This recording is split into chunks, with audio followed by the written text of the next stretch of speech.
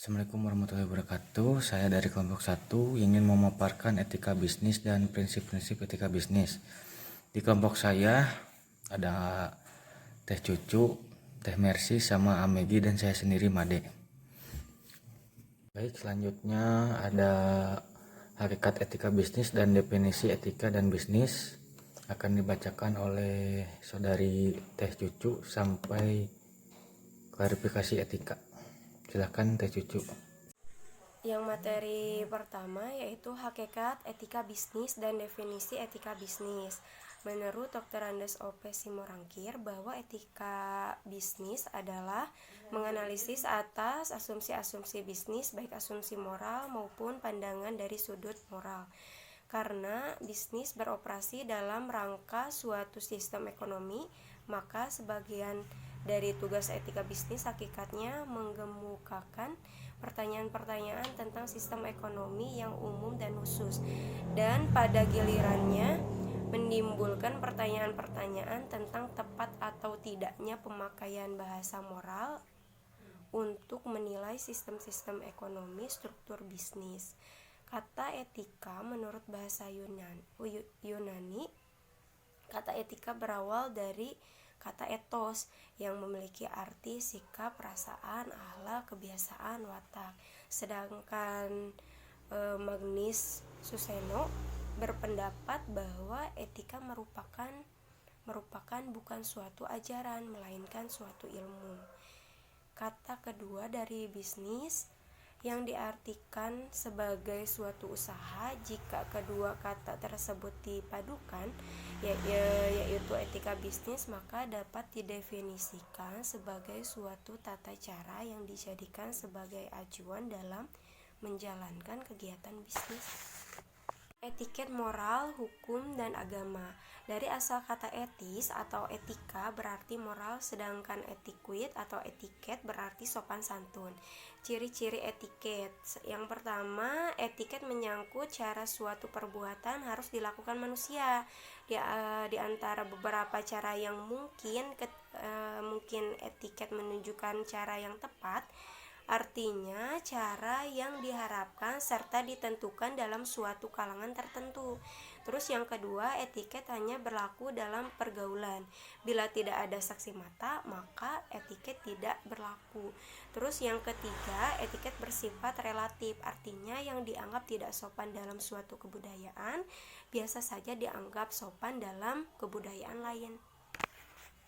Terus ada klasifikasi etika. Yang pertama ada etika deskriptif, yaitu etika di mana objek yang dinilai adalah sikap dan perilaku manusia dalam mengejar tujuan hidupnya sebagai adanya. Terus yang kedua ada etika normatif, yaitu sikap dan perilaku manusia atau masyarakat sesuai dengan norma dan moralitas yang ideal. Terus yang ketiga ada etika deontologi, yaitu etika yang dilaksanakan dengan dorongan oleh kewajiban untuk berbuat baik terhadap orang dan pihak lain dari pelaku kehidupan. Terus yang keempat ada etika teleologi, adalah etika yang diukur dari apa tujuan yang dicapai oleh para pihak pelaku kegiatan. Terus yang terakhir ada etika relativisme, adalah etika yang dipergunakan di mana mengandung perbedaan kepentingan antara kelompok parsial dan kelompok universal atau global. Dan selanjutnya ada konsepsi etika akan dibacakan oleh Teh Mercy. Silakan Teh Mercy untuk memaparkan. Konsep etika yang pertama, utilitarianisme. Utilitarianisme menyatakan bahwa suatu tindakan dianggap baik bila tindakan ini meningkatkan derajat manusia. Yang kedua, analisis biaya keuntungan atau cost benefit analysis. Pada dasarnya tipe analis ini hanya satu penerapan utilitarianisme dalam analisis biaya keuntungan. Biaya suatu proyek dinilai, demikian juga keuntungannya. Ketiga, etika kewajiban dan etika hak. Etika kewajiban atau duty ethic menyatakan bahwa ada tugas-tugas yang harus dilakukan tanpa memperdulikan apa tindakan ini adalah tindakan terbaik Sedangkan etika hak atau right ethic menekankan bahwa kita semua mempunyai hak moral dan semua tindakan yang melanggar hak tidak dapat diterima secara etika, kewajiban, dan etika hak sebenarnya hanyalah dua sisi yang berbeda dari satu mata uang yang sama. Kedua teori ini mencapai akhir yang sama. Individu harus dihormati dan tindakan dianggap etis bila tindakan itu mempertahankan rasa hormat kita kepada orang lain. 4. Etika moralitas. Pada dasarnya etika moralitas berwacana untuk menentukan kita sebaiknya menjadi orang seperti apa. Dalam etika moralitas, suatu tindakan dianggap benar jika tindakan itu mendukung perilaku karakter yang baik atau bermoral, dan dianggap salah jika tindakan itu mendukung perilaku karakter yang buruk atau tidak bermoral. Prinsip otonomi, kejujuran, dan keadilan. Yang pertama, prinsip otonomi. Orang bisnis yang otonom sadar sepenuhnya akan apa yang menjadi kewajibannya dalam dunia bisnis. 2. Prinsip kejujuran. Bisnis tidak akan bertahan lama jika tidak ada kejujuran, karena kejujuran merupakan modal utama untuk memperoleh kepercayaan dan dari mitra bisnisnya, baik berupa kepercayaan komersial, material, dan maupun moral. Yang ketiga, prinsip keadilan. Prinsip ini menuntut agar setiap orang diperlakukan secara sama, sesuai dengan aturan yang adil dan kriteria yang rasional, objektif, dan dapat bertanggung jawab.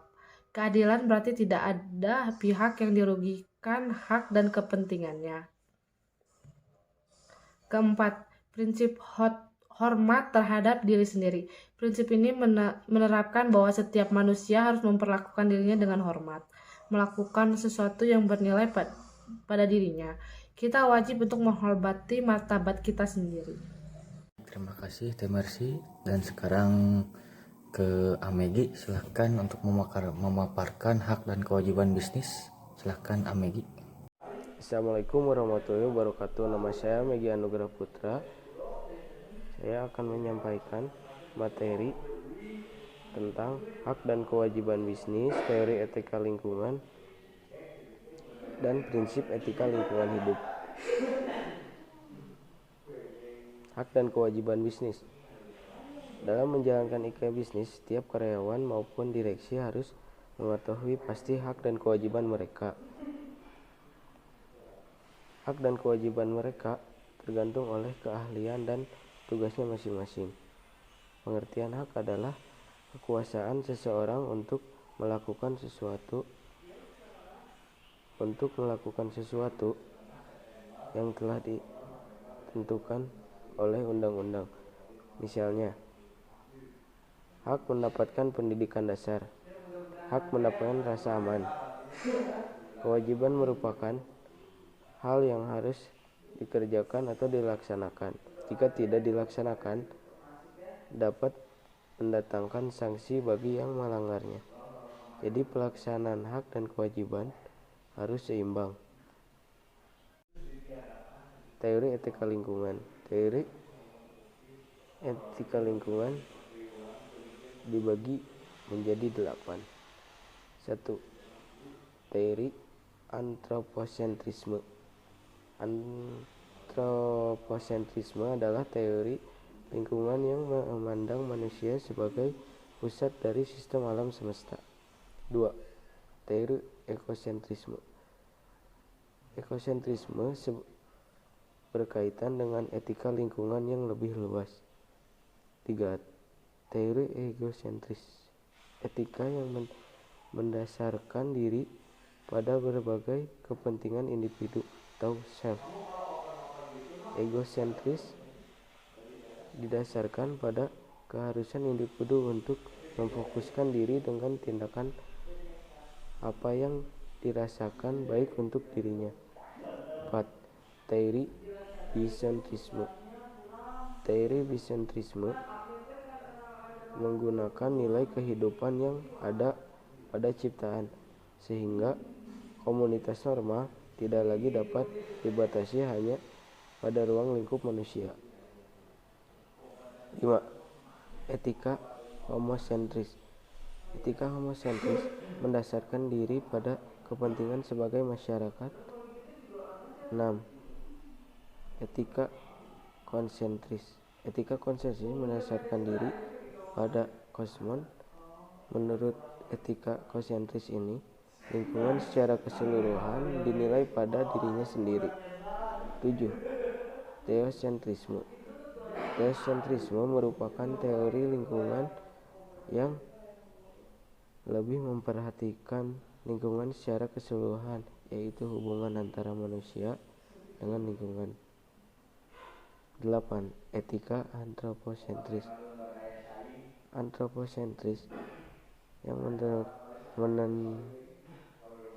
menekankan segi etika dari alam. Etika antroposentris yang mengutamakan kepentingan generasi penerus. Prinsip etika lingkungan hidup. Sikap hormat terhadap alam. Hormat terhadap alam merupakan satu prinsip dasar bagi manusia sebagai bagian dari alam semesta seluruhnya. Prinsip tanggung jawab.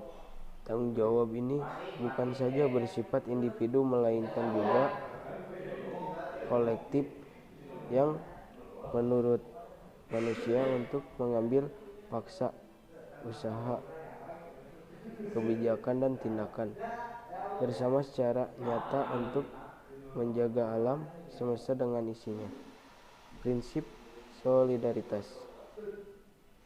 yaitu prinsip yang membangkitkan rasa solider, perasaan sepenanggungan dengan makhluk hidup lainnya, sehingga mendorong manusia untuk menyelamatkan lingkungan. Prinsip kasih sayang dan kepedulian. Prinsip satu arah menunjukkan yang lain tanpa mengharapkan balasan. Prinsip non harm, yaitu tidak merugikan atau merusak karena manusia mempunyai kewajiban moral dan tanggung jawab terhadap alam. Paling tidak manusia tidak akan mau merugikan alam secara tidak perlu. Prinsip hidup sederhana dan selaras dengan alam. Ini berarti pola konsumsi dan produksi manusia harus dibatasi. Prinsip ini muncul didasarkan karena selama ini alam hanya sebagai objek eksplorasi dan pemuas kepentingan hidup manusia.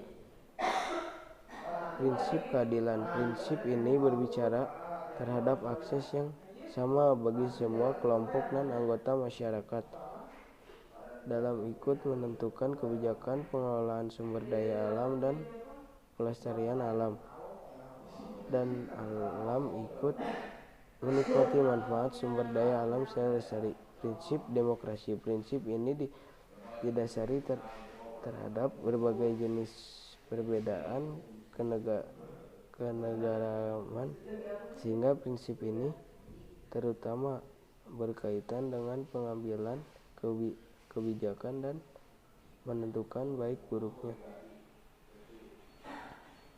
rusak tidaknya suatu sumber daya alam. Prinsip integritas moral. Prinsip ini menentukan pejabat publik agar mempunyai sikap dan perilaku moral yang terhormat serta memegang teguh untuk mengamankan kepentingan publik yang terkait dengan sumber daya alam. Mungkin cukup sekian dari saya.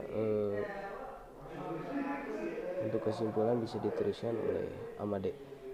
Terima kasih Amegi sudah memaparkan. Sekarang kesimpulan dari materi ini adalah etika bisnis dalam suatu perusahaan dapat membentuk nilai, norma, dan perilaku karyawan serta pemimpin dalam membangun hubungan yang adil dan sehat. Perusahaan meyakini prinsip bisnis yang baik adalah bisnis yang beretika, yakni bisnis dengan kinerja unggul dan berkesinambungan. yang dijalankan dengan mentaati kaidah-kaidah etika sejalan dengan hukum dan peraturan yang berlaku. Etika bisnis dapat menjadi standar dan pedoman bagi seluruh karyawan termasuk manajemen dan menjadikan sebagai pedoman dan melaksanakan pekerjaan sehari-hari dengan dilandasi moral yang luhur, jujur, transparan, dan sikap yang profesional. Maka dari itu, silakan ada yang mau bertanya. Tampung dulu, ntar disambung lagi. Ya, terima kasih dari kelompok 1 pemaparannya. Silakan buat teman-teman yang mau bertanya, silakan ditunggu. Assalamualaikum warahmatullahi wabarakatuh.